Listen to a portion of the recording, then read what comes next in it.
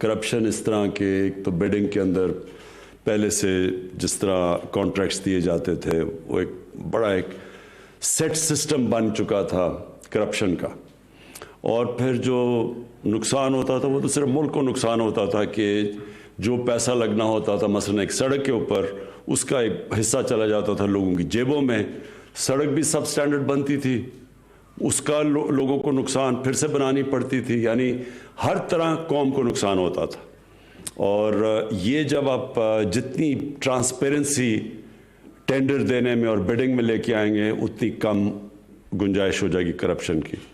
اور یہ جو آپ نے ای بلنگ کا کہا، اس کا بھی جتنا آپ آٹومیشن اور ٹیکنالوجی لے کے آئیں گے اس میں بھی جتنی ہیومن انٹریکشن کم کرتے رہیں گے اس میں بھی یہ جو انفارچونیٹلی جو ہمارا رشوت دینے کا پورا سسٹم بن گیا ہے، ایک جڑیں اندر تک چلی گئی ہیں، ایک سسٹم کے اندر ایک آلموسٹ ایکسیپٹیبلٹی ہو گئی ہے، لوگ سمجھتے ہیں کہ بس یہ پاکستان ایسا ہی رہے گا، تو اس کو یہ چیز ڈیفیٹ کرے گی۔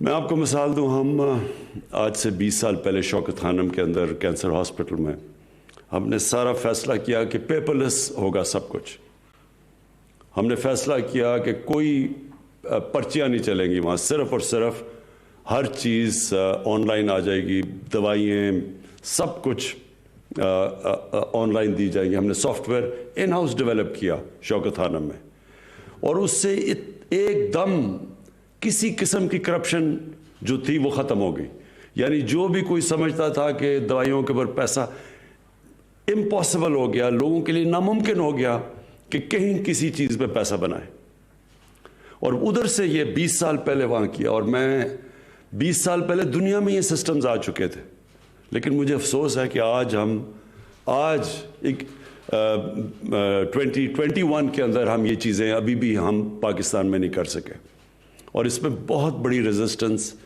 ایک سٹیٹس کو سے آتی ہے۔ سٹیٹس کو کا مطلب کہ وہ لوگ جو ایک پرانے نظام سے ناجائز فائدہ اٹھا رہے ہیں وہ چینج نہیں آنے دیتے۔ تبدیلی کیا ہوتی ہے؟ تبدیلی وہ ہوتی ہے سٹیٹس کو چینج کرنا۔ تو تبدیلی کیوں نہیں لوگ لا سکتے؟ کیونکہ جو سٹیٹس کو ہے، جو وہ لوگ جو ان کو آپ مافیا کہہ دیں، ان کو آپ ویسٹڈ انٹرسٹ کہہ دیں، وہ پرانے سسٹم سے کیونکہ فائدہ اٹھاتے ہیں وہ چینج نہیں آنے دیتے۔ اور یہ جو آٹومیشن ہے، جب ہمیں دنیا میں پتہ ہے کہ آٹومیشن سے کتنا فائدہ ہوا، میں آپ کو اپنی ایکسپیرینس شوکت خانہ میں بتا رہا ہوں کہ ایک دم تبدیلی آ گئی وہاں، یعنی ناممکن ہو گیا کسی کے لیے کسی قسم کی رشوت دینا لینا، دوائیوں میں گھپلا کرنا۔ تو باقی ہماری گورنمنٹ کے اداروں میں کیوں نہیں آیا؟ کیونکہ ایک سسٹم کے اوپر لوگ ایک کرپشن کا نظام چل رہا ہے۔ میں آپ کو ایک بتاؤں کہ شوکت خانہ میں ہمیں ایک دفعہ ایک گورنمنٹ کے ادارے میں بتاؤں گا نہیں کون سا ادارہ ہے، انہوں نے 3-4 لوگوں کا علاج کروایا شوکت خانم سے، اور انہوں نے کہا کہ ہم ان کے پیسے دیں گے، تو ادارے نے پیسے دے دیے ان جو مریضوں کا علاج ہوا۔ تو شوکت خانم اب جو کہ 75% کینسر کا مفت علاج کرتا ہے، یعنی دنیا میں کہیں نہیں ہوتا، وہ چیک گورنمنٹ ادارے کے پاس لے کے گئے، وہ گورنمنٹ کا ادارہ شوکت خانم سے کہہ رہا ہے کہ جس میں ہمیں اتنی کمیشن دو۔ ایک چیریٹی ہاسپٹل سے وہ کمیشن مانگ رہے ہیں کیونکہ انہوں نے کہا جی یہاں تو سسٹم ہی یہی ہے، جو چیک کلیئر کرواؤ گے ہمیں اتنے پیسے دو گے۔ تو یہ ایک بڑی بدقسمتی ہے ہماری۔ یہ یاد رکھیں کہ کوئی ملک ترقی نہیں کر سکتا جدھر اتنا سارے رشوت کے نظام کو ایکسیپٹ کر بیٹھے۔ کبھی کوئی ملک نہیں ترقی کر سکتا، کوئی نظام نہیں آگے بڑھ سکتا جس کے اندر اس طرح کی رشوت، سب کو پتا کہ رشوت چل رہی اور رشوت چلتی رہے۔ اور جو اللہ نے قرآن میں کہا ہوا ہے کہ میں کبھی کسی قوم کی حالت نہیں بدلتا جب تک وہ قوم خود اپنی حالت بدلنے کی کوشش نہ کرے۔ ہم جب تبدیلی لانے کی کوشش کرتے ہیں تو عمران خان آ کے سوئچ آن کر کے تو تبدیلی نہیں لے کے آئے گا، قوم کا ذہن بدلتا ہے۔ اللہ نے کہا ہوا ہے کہ میں نہیں تمہیں تبدیل کروں گا جب تک تم خود فیصلہ نہیں کرو گے کہ ہم اس طرح کی زندگی نہیں گزارنا چاہتے، ہم اپنی زندگی بہتر کرنا چاہتے ہیں، ہم بھی دنیا کے اندر ایک چھاتی نکال کے پھرنا چاہتے ہیں کہ ہم پاکستانی ہیں، ہر پاسپورٹ کی دنیا میں ہم عزت چاہتے ہیں۔ تو ایسے تو نہیں عزت آتی، عزت خوددار قوم کو ملتی ہے, سچی قوم کی عزت ہوتی ہے.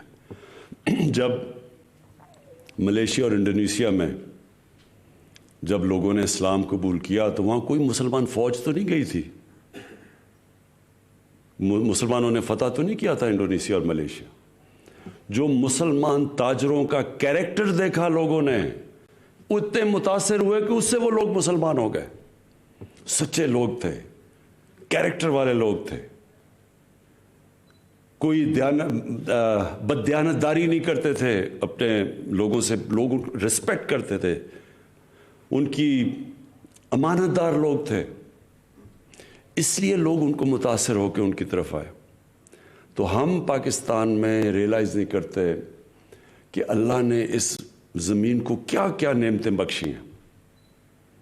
اور یہ میں جب بڑا ہو رہا تھا تو یہ پاکستانیوں کی دنیا میں عزت تھی, تیزی سے اوپر جا رہا تھا ملک.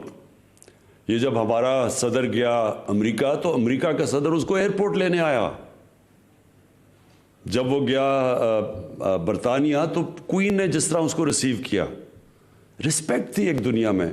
کیونکہ قوم تب ایک لوگ اس طرح جو ایک قوم کو جو آہستہ آہستہ ہمارے سسٹمز گئے, ہم نے سچائی سے دور ہوئے, رشوت ایکسیپٹ کرنی شروع کر دی, لیڈرز نے کرپشن شروع کر دی. ابھی یہ کیا, یہ جب یہ ایک براڈ شیٹ ایک چیز سب کے سامنے آئی ہے کہ اس نے پاکستان گورنمنٹ نے ایک فرم کو کہا کہ جی ہمیں ہمارے ملک کے سربراہوں کو جو چوری کیا تھا پیسہ اس کے لیے انویسٹیگیٹ کریں. انگلینڈ کی فرم تھی. تو وہ جو انٹرویو دے رہا ہے وہ کیا کہہ رہا ہے کہ کس طرح پاکستان سے پیسہ چوری کر کے باہر جا رہا تھا. اور کون کر رہے تھے؟ پاکستان کے وزیر اعظم, پاکستان کے وزیر, وہ چوری کرنے پہ لگے ہوئے تھے پیسہ. تو جب ملک کا سربراہ چوری کرے, وزیر کرے, تو وہ تو نیچے تک سسٹم, سارا سسٹم کرپٹ ہو جاتا ہے. تو پھر تو NHA کے اندر ہم نہیں کہہ سکتے کہ جناب آپ چیف انجینئر نہ پیسہ بنائے اور فلانا نہ کانٹریکٹر نہ پیسہ بنائے. تو سارا سسٹم جو سب سے بڑا ظلم کرپشن کرتی ہے ایک ملک سے, کہ کرپشن کو ایکسیپٹیبل کر دیتی ہے.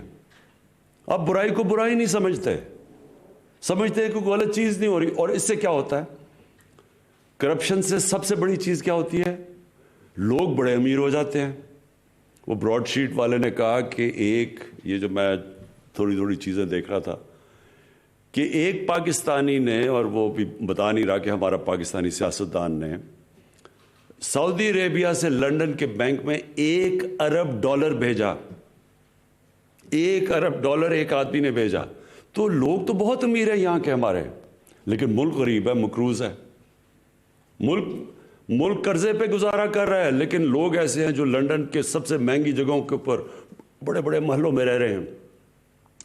ملک تب اوپر جاتا ہے جب ایک ملک امیر ہوتا ہے.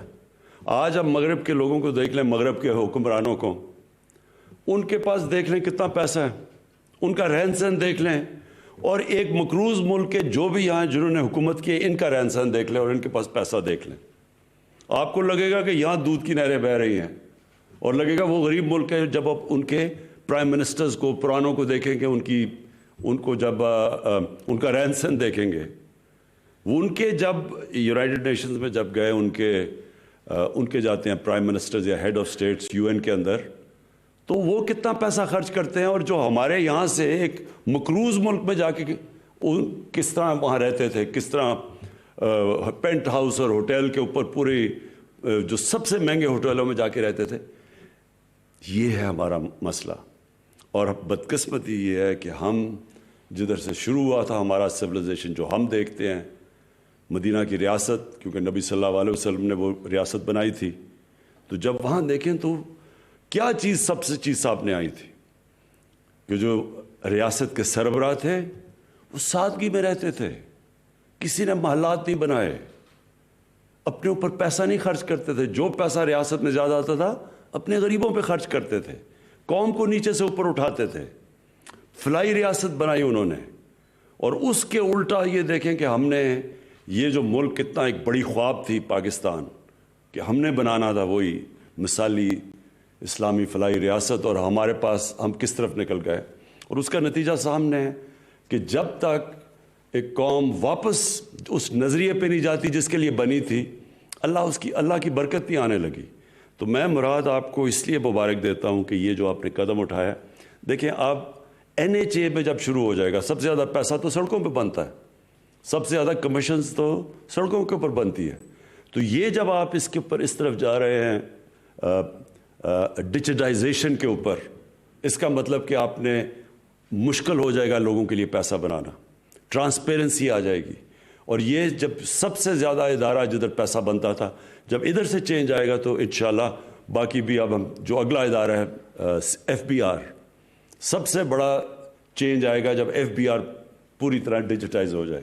اور وہ بھی تھوڑی سی بڑی ریزسٹنس آئی شروع میں, لیکن مجھے ابھی تک انہوں نے ڈیٹ دی ہوئی ہے, میں نے ان کو ٹائم دیا ہوا ہے کہ گرمیوں تک, جولائی تک FBR کے اندر مجھے ٹوٹل ڈیجیٹائزیشن چاہیے.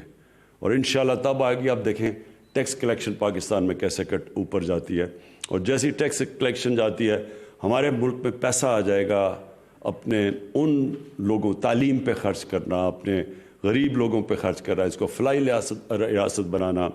ہمارا جو سب سے بڑا مسئلہ ہے کہ اپنے ہیومن ڈیولپمنٹ کرنا, انسانوں پہ پیسہ خرچ کرنا. قوم تو تب امیر ہوتی ہے جب اس کے انسان امیر ہوتے ہیں, اور جو ایک قوم کی پہچان تب ہوتی ہے کہ وہ کیسے اپنے سب سے غریب طبقے کو کیسے رکھتی ہے, کمزور لوگوں کو کیسے رکھتی ہے. امیر لوگ نہیں کیسے رہتے, اس کے جو کمزور طبقہ کیسے رہتا ہے. اور انشاءاللہ جیسے جیسے ہمارے پاس ریونیو بڑھتا رہے گا, FBR کے اندر ریفارمز آتی رہیں گی. کرپشن جب آپ کو مثلا اب سڑکوں کے اوپر جب ختم ہوگی تو ہمارے پاس جو مراد نے اصل بات کی کہ ہمارے پاس اور زیادہ پیسہ آ جائے گا خرچ کرنے کا. انفراسٹرکچر کے اوپر ہم اس کو اور بہتر کرتے جائیں گے. انفراسٹرکچر جیسے ہی بہتر ہوتا جائے گا, ملک میں زیادہ انویسٹمنٹ آنی شروع ہو جائے گی. تو یہ آج بہت بڑا قدم آپ نے اٹھایا ہے. میں انشاءاللہ اس کی وجہ سے ہم اور منسٹریز کے اوپر بھی پریشر ڈلوا لیں گے کہ ای گورننس کے اوپر ساری سب منسٹریز جائیں, اور ان کو بھی ہم نے ٹائم اسکیل دیا ہوا گرمیوں کا کہ اگلے 6 مہینے تک ہم ایکسپیکٹ کرتے ہیں کہ پاکستان کی جو منسٹریز ہیں سب ای گورننس کے اوپر آ جائیں گی. شکریہ.